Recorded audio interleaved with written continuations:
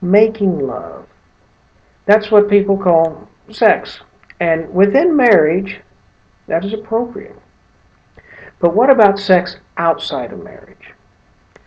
Is it truly an act of love? We have to define what is love. If I say I love you, what am I telling you? I'm telling you that I want what is best for you. Okay?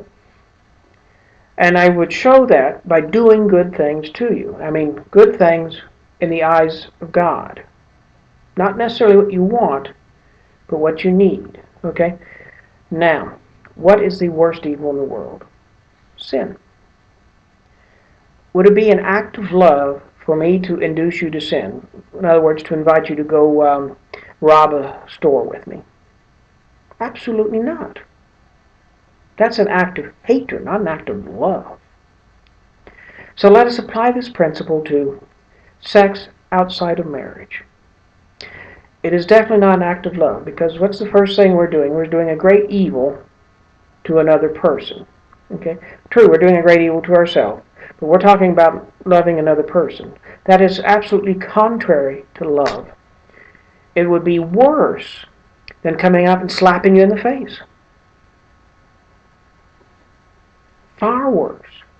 Because I am inducing you to commit a mortal sin. I'm cooperating in this mortal sin. So it's not an act of love. But it expands beyond there.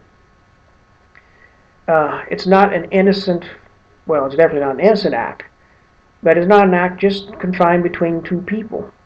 What is one of the potentials in the act of sex is begetting of children. Now, let us say a child is conceived in sex outside of marriage. This child is now the product of two sinners and does not have a married mother and father. True, will have a mother and a father, but they're apart. We have now damaged an innocent third party.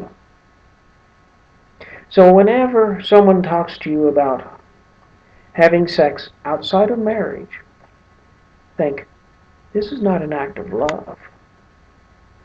If you loved me, you would not even think of this idea. It would be the furthest thing from your mind. In fact, you would do the exact opposite, because you want what's best for me. So let us think about this. Let's think about these things, because it's definitely not making love.